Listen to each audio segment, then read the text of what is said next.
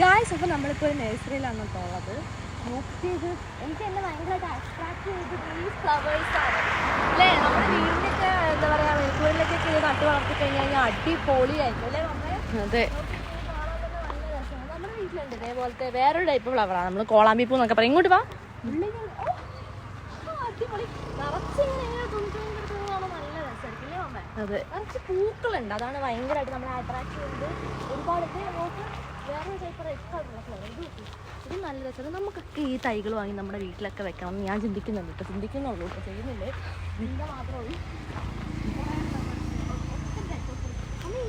നമ്മുടെ വീട്ടിലില്ലേ പുല്ലുചെടി? പുല്ലുചെടി ഉണ്ട്. പക്ഷെ അമ്മ അത് കൊളാക്കി കളഞ്ഞു. അതെ അതെ അതെ. വാ, ഇപ്പൊ എല്ലായിടത്തും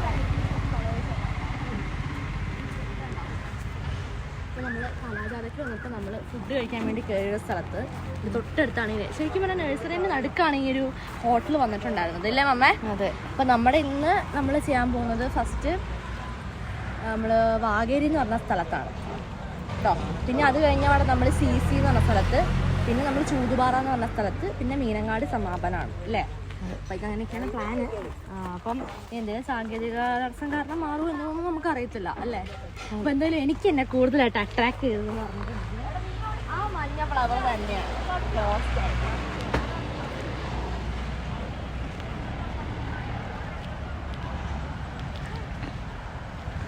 നിറച്ചിങ്ങനെ പൂക്കളുണ്ടാവുന്ന എനിക്ക് തോന്നുന്നല്ലേ. എപ്പോഴും പൂവുണ്ടാവുന്ന ചെടിയാണ് നമ്മൾ ശരിക്കും വാങ്ങി വെക്കേണ്ടത്. അതെ.